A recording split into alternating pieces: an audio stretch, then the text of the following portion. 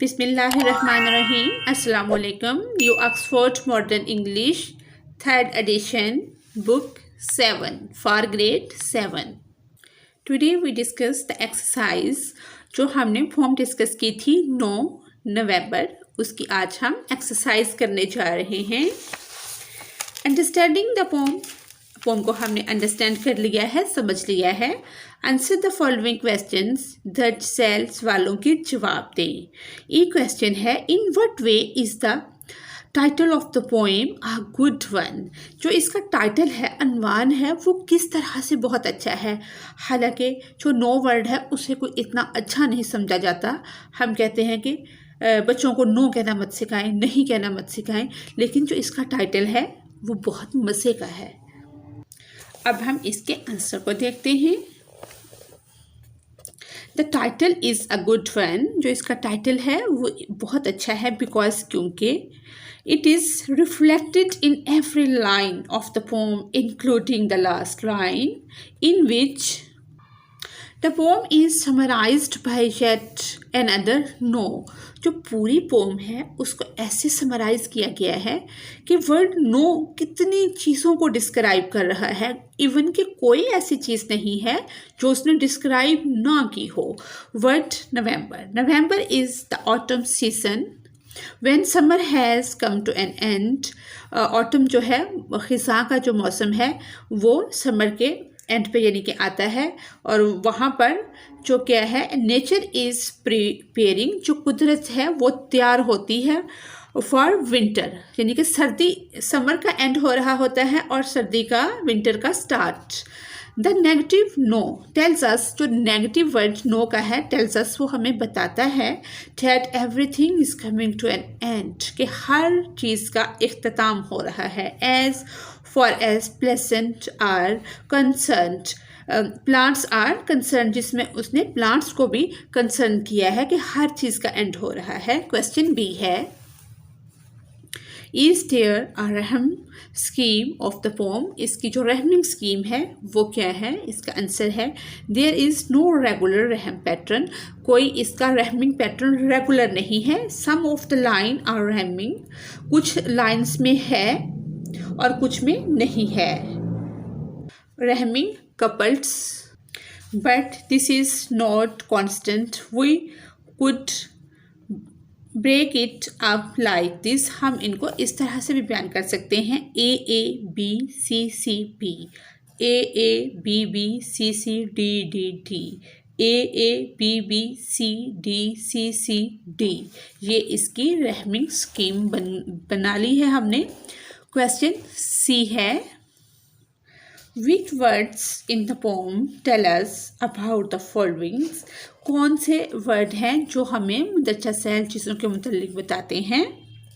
Times of day, roads, motion और interaction, weather condition और geographical feature, living creatures and plants, के ज़िंदा रहने वाली चीज़ें जो लिविंग क्रिएचर है, प्लांट्स जो हैं पौधे हैं, और जियोग्राफिकल अर्थ से रिलेटेड फीचर हैं कि फॉरेन कंट्री से कुछ नहीं आ रहा जा रहा, वेदर कंडीशंस, मौसम की सूरत हाल क्या है, और रोड्स जो है वो किस तरह सुनसान पड़े हैं, मोशन और इंट्रक्शन के हरकत और कोई उशारा बिल्कुल भी नहीं है. इसका आंसर है, इसको हमने एक एक करके एक्सप्लेन किया है ताकि आपको बहुत अच्छे से समझ आ सके. टाइम ऑफ डे, टाइम्स जो है वो वक़्त का टाइम जो है, डे टाइम, वो कौन से वर्ड्स जो हैं बताते हैं. मॉर्न, जिसका मतलब है morning, noon, dawn, dusk, proper time, afternoon. ये सब चीज़ें हमें क्या बताती हैं, times of the day. Roads के बारे में कौन से वर्ड एक्सप्लेन करते हैं. रोड, स्ट्रीट, जैसे वो टी था जिसका मतलब था अदर साइड द वे. रो, जैसे लाइन में बिल्डिंग्स हैं, और क्रिसेंट्स के चांद का हलाल जो छोटा चांद है वो नहीं नज़र आ रहा. वे और रिंग. मोशन और इंट्रक्शन, थर्ड पॉइंट है इसका. Indications, recognitions, courtesies, showing, knowing, travelling, locomotion, inkling, notion, go, mail, post, news, cheerfulness, healthful, as comfortable, feel. ये सब चीज़ें हमें मोशन, हरकत और इंट्रक्शन के बारे में एक्सप्लेन करती हैं। नेक्स्ट पॉइंट है वेदर कंडीशंस, मौसमी सूरत हाल और जियोग्राफिकल फीचर्स। सन भी हमें जियोग्राफिकल फीचर बताता है और मून भी। स्काई, आसमान जो है, जो तारों के झुरमुट होते हैं, वहाँ से बहुत सारी चीज़ें हम मालूम करते हैं। अर्थली, ज़मीन पर भी बहुत सारी चीज़ें होती हैं जहाँ से रास्ते, डायरेक्शंस, वे मालूम किए जाते हैं। व्यूलेंट, ओशन, कोस्ट जो साहिल होते हैं, समुद्र होते हैं, पार्क, वार्मथ, गर्माहट, शेड, शाइन, ये सब चीज़ें हमें वेदर कंडीशन के बारे में इंडिकेट करती हैं। नेक्स्ट पॉइंट है लिविंग क्रिएचर्स एंड प्लांट्स, जिंदा रहने वाली चीज़ें और प्लांट्स जो हैं, पौधे, people, company, nobility, member, butterflies, बीज, फ्रूट्स, फ्लावर्स, लीव्स, बर्ड्स, ये सब जिंदा चीज़ें हैं जो हमें बताती हैं।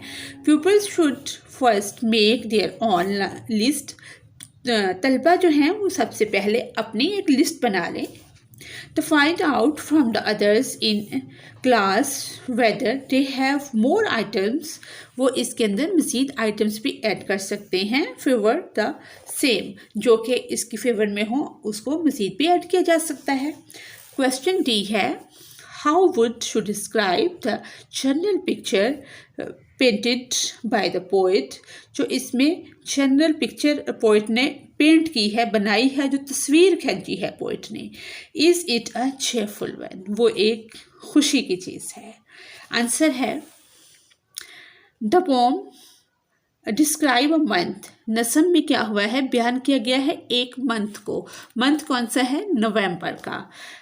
नवंबर in late autumns in which there are a lot of negatives indicated by no. The poet describes this season as being when without warmth or cheerfulness. उसने एक ऐसे सीज़न का, एक ऐसे मौसम को डिस्क्राइब बयान कर दिया है जो कि बगैर गर्माहट और खुशी के है। It has none of the other aspects that features is same other months. इसमें दूसरे महीनों की तरह कुछ भी नहीं है ऑफ द ईयर, जैसे साल के दूसरे महीने होते हैं, नवंबर में इस तरह से नहीं होता। However, he does this is in a cheerful way, so the poem is not depressing or sad. Very nice. बिल्कुल इसी तरह से है पोम जो है, वो बिल्कुल भी डिप्रेसिंग भी नहीं है और सैड भी नहीं है, पढ़ के बहुत मज़ा आ रहा है। Don't forget the poem describe a typical British or Western season.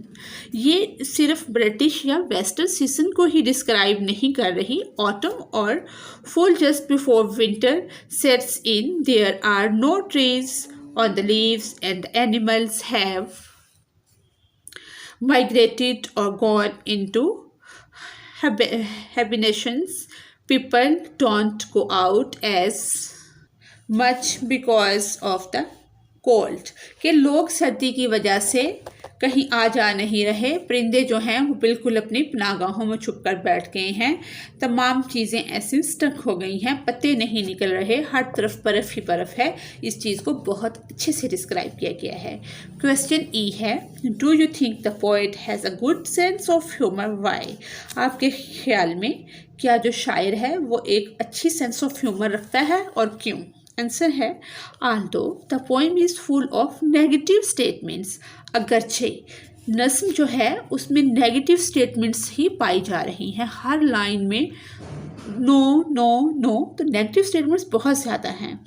The poet still manage to make it sound fairly cheerful, उसने इस तरह से इसको मैनेज किया है कि आपकी जो साउंड है वो फेयरली भी हो और चेयरफुल भी हो। The rhyming couplets the use of the same word to start each line and the pace at which the poem move all have to make it cheerful. हर चीज़ को उसने इस तरह से मूव किया है कि तमाम चीज़ें आपको पढ़कर खुशी देती हैं। The last line shows he has Homer, जो आखिर वाली लाइन है वो बिल्कुल होमर शो करती है। Answer the following with reference to context, reference के कॉन्टेक्स्ट से जो क्वेश्चन दिए गए हैं हम उनको सॉल्व करते हैं। What is meant by T, ये टी जो है इसका क्या मतलब है? अदर साइड द वे, यानी कि इसका अदर साइड रोड के दूसरी तरफ का क्या मतलब है, ये पूछा गया है। इसका आंसर है it literally mean the other side of the road. इसका जो मीनिंग है लिटरली वो है सड़क का दूसरा किनारा। It is being obscured by the bad weather, जो कि नज़र नहीं आ रहा उस मौसम की वजह से, बहुत ज़्यादा स्नो की वजह से नज़र नहीं आ रहा, उसको डिस्क्राइब किया गया है। क्वेश्चन बी है why do you think the phrase no go is put in inverted commas. No go को इन्वर्टेड कॉमर्स में क्यों किया गया है? वाइल अदर, दूसरी एग्जाम्पल जो है नो मेल, उसको भी किया गया है, और not, it, there and other expression in inverted commas. और कौन सा एक्सप्रेशन है जो इन्वर्टेड कॉमर्स के अंदर है? दो तो उसने बता दिए हैं। No go is an inverted commas, no go को इन्वर्टेड कॉमर्स में कर दिया गया है बिकॉज, क्योंकि it is what was said by the transport authorities, क्योंकि ये ट्रांसपोर्ट अथॉरिटीज़ को रेफर करता है। The other phrase are not quite expect for the other side of the way which is in inverted commas because it is quite of a colloquial phrase। colloquial phrase का मतलब है, इसका आप meaning देखें तो इसका मतलब होता है बोल चाल का सुकड़ाव, यानी कि इतनी बर्फ पड़ी हुई है कि कोई भी बोलना, घर से निकलना पसंद नहीं करता। क्वेश्चन सी है where does the ring, वैसे तो रिंग का मतलब होता है अंगूठी, रेफर टू, लेकिन पोएम में ये रिंग जो है किस चीज़ को रेफर कर रहा है ये हमने बताना है। ये डिटेल हमारे वर्ड्स टू नो में भी दी गई है। The ring is a circular course in Hyde Park in London used for riding and driving. Hyde Park जो लंदन में है, जो कि इस्तेमाल होता है ड्राइविंग के लिए और राइटिंग के लिए, उसके लिए रिंग का वर्ड यूज़ हुआ है। क्वेश्चन डी है comment on the phrase no afternoon gentility। Answer है जेंटेलिटी। जो जेंटेलिटी है वो नरमी, वो क्या रेफर करती है? To people who are courteous, जो लोग एक दूसरे का शुक्रिया अदा करते हैं, एंड वेल मैनर्ड, और वो बहुत अच्छे वेल मैनर्ड होते हैं, and who also belong to the upper classes, और वो अपर क्लासेस से अच्छे अमीर होते हैं, ऊपर की क्लास से बिलोंग करते हैं। When out walking such people would great each other. This is not evident at this time because it is November। लेकिन इस तरह का कोई एविडेंट नहीं है क्योंकि नवंबर है, एंड वेरी कोल्ड, और बहुत ज़्यादा सर्दी है। सो nobody is out walking, इसी वजह से कोई भी बाहर वॉक करने के लिए, चलने के लिए नहीं आता, एंड ग्रीटिंग, और ना ही कोई किसी को मिलता है, और टॉकिंग, और ना ही बात करता है, टू ईच अदर, एक दूसरे से। बी पॉइंट है वर्किंग विद वर्ड्स, लफ्ज़ों के साथ काम करना। Find words in the poem which may be describe in the following way. The star at the centre of the solar system, the sun. The earth's only natural satellite, जो कुदरती satellite है हमारे ज़मीन की, वो कौन सी है? The moon. प्रॉपर इंडिकेटर्स, ये है dawn, familiar, recognition, inkling, comfortable, member, butterfly, warmth. ये हमने वर्ड्स टू इसमें वर्किंग विद वर्ड्स में तमाम सेंटेंसेस को कंप्लीट कर दिया है। नेक्स्ट पॉइंट हम देखते हैं लर्निंग अबाउट लैंग्वेज, ज़बान के मुतल्लिक सीखना। प्रोनाउन क्या होता है? जो हमें नाउन के मुतल्लिक बताता है प्रोनाउन। जैसे किसी भी शख्स का नाम जो है वो नाउन होता है, प्लेस का नाम भी नाउन होता है। अगर हम जैसे Ali, Ali is a regular student, Ali के बारे में हम बात करेंगे, एक बार हम अली का नाम ले लेंगे, नेक्स्ट हम उसकी, पर उसके लिए प्रोनाउन यूज़ करेंगे। प्रोनाउन क्या है? He is a good boy, he is very punctual, he has good manners. इस तरह से हम उसका नाम बार बार यूज़ नहीं करेंगे, उस नाउन की जगह उसका प्रोनाउन यूज़ करेंगे। In book 6 you learn about pronoun. 6 class में हमने प्रोनाउंस के रिलेटेड सीख लिया है। Do you remember what you learn? आपने याद करना है, अपनी मेमोरी को रिपीट करना है आपने कि आपने उसको क्या पढ़ा था उससे related. There is only one pronoun repeated hiding the poem you have just read, can you find it? It really is hiding, so look hard. Given below is a list of personal pronoun. ये personal pronoun जो है ये दिए गए हैं singular, plural, subject, object, I, you, he, she, it, me, you, him, her, it, we, you, they, ये सारे दिए गए हैं। नेक्स्ट हमने क्या करना है इसका some other pronouns are as follows. ये वाले जैसे सच क्या है? ये है सिंगुलर, ये भी सिंगुलर है। बहुत क्या है? Plural, plural, singular, singular, singular, plural, plural, plural, ये भी प्लूरल है, ये सिंगुलर है, ये प्लूरल है, ये सिंगुलर है, ये प्लूरल है। नेक्स्ट है can you arrange the pronoun. जैसे हमने पीछे उसको अरेंज किया है, उसको आप लिस्ट बना लें। Page 16 into 2 columns, one of singular and other plural pronoun. जैसे उसके ऊपर लिखें वो आप उसको कॉलम की सूरत में भी लिख सकते हैं। सेकंड पॉइंट है underline the pronoun and say whether they are used as subject और ऑब्जेक्ट्स। हमने वो वाले प्रोनाउन अंडरलाइन करने हैं जो कि सब्जेक्ट यूज़ हो रहे हैं या ऑब्जेक्ट, ये बताना है। And whether they are singular और प्लूरल। जैसे दे क्या है? ये प्लूरल है और ये यूज़ कैसे हुआ है? Wanted to help the villagers, as a subject use हुआ है। जैसे ही सिंगुलर है एज अ सब्जेक्ट यूज़ हुआ है, देम क्या है? प्लूरल है और ये एज अ ऑब्जेक्ट यूज़ हुआ है। इसी तरह से अस प्लूरल है और एज ऑब्जेक्ट यूज हुआ है।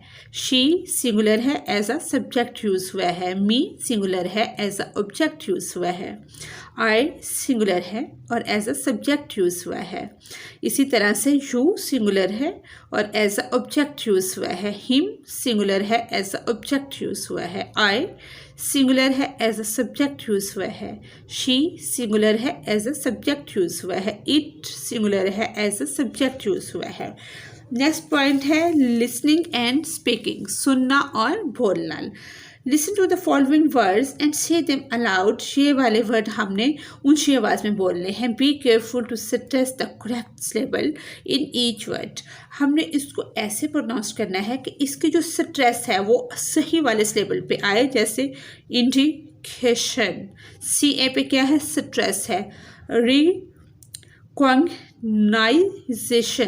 रिकॉग्निशन, एन आई पे स्ट्रेस है। फेमिलियर, आई एल पे स्ट्रेस है। इसी तरह सी ओ यू आर पे स्ट्रेस है। एम ओ पे नोशन, नोशन, नो पे क्या है? स्ट्रेस है। चेयर पे स्ट्रेस है। आफ्टर नून, नून पे स्ट्रेस है। N O V E M, E R बचा है नवंबर में, इस पे स्ट्रेस है। बी आई एल पे स्ट्रेस है। B U T butterflies, but इस पे स्ट्रेस है। चंटिलिटी, ठिल, टी आई एल, ठिल, इस पे स्ट्रेस है। इसी तरह से take care with these words, जैसे फॉरेन, वार्मथ, कंफर्टेबल, इनको भी अलाउड हम बोलेंगे। Now say these pairs of word aloud, ये वाले जैसे for, foreign, war, warmth, flow, flower, इनको भी हम ऊंची आवाज़ में पढ़ेंगे। नेक्स्ट है इसकी कंपोजिशन। कंपोजिशन कहते हैं तहरीर को। The poet has used a simple idea for this poem. Poet ने, शायर जो है लिखने वाला थॉमस हुड जो है, उसने एक सादा सा आइडिया इस्तेमाल किया है। He has taught of the word November and then the first syllable no which also happen to be a word. उसने सिर्फ नो को यूज़ किया है, वर्ड पूरा नवंबर ही है। And has written his poem on that them you can do the same। हमने भी कुछ ऐसा ही करना है। ये कुछ टाइटल दिए गए हैं, इस पे हमने tomorrow, invisible, yesterday, forgotten, इस पे हमने कोई ना कोई पोएम लिखनी है। मैंने भी एक लिखी है, मैं आपको दिखाती हूँ। जैसे हमारी नेक्स्ट पॉइंट है कंपोजिशन। कंपोजिशन में the poet has used a simple idea for this poem poet ने एक बहुत सादा ख्याल को इस्तेमाल किया है इस नज़म में। He has thought of the word November and came taken the first label no. उसने नवंबर को माइंड में रखते हुए नो का वर्ड यूज़ किया है। Which also happens to be a word and has written his poem the theme. Can you do the same? Try to write a short poem of your own on any one of the following subjects or other subjects of your choice. Tomorrow, visible, yesterday, forgotten. हमने ये poem right की है। Yes, I have left the past and came to the future very fast. Yes, the sun of dream will shine and will make the happiness mine. Yes, my unlucky fate will change and success will reach a new range. Yes, after having my yesterday behind, I am hoping to see a new sun today. ये poem जो है ये yesterday पे लिखी गई है। इसी के साथ ही हमारी आज की एक्सरसाइज कंप्लीट होती है। अगर आपको मेरे चैनल से कोई रहनुमाई मिल रही है तो इसे सब्सक्राइब और लाइक ज़रूर करें। Thanks for watching us.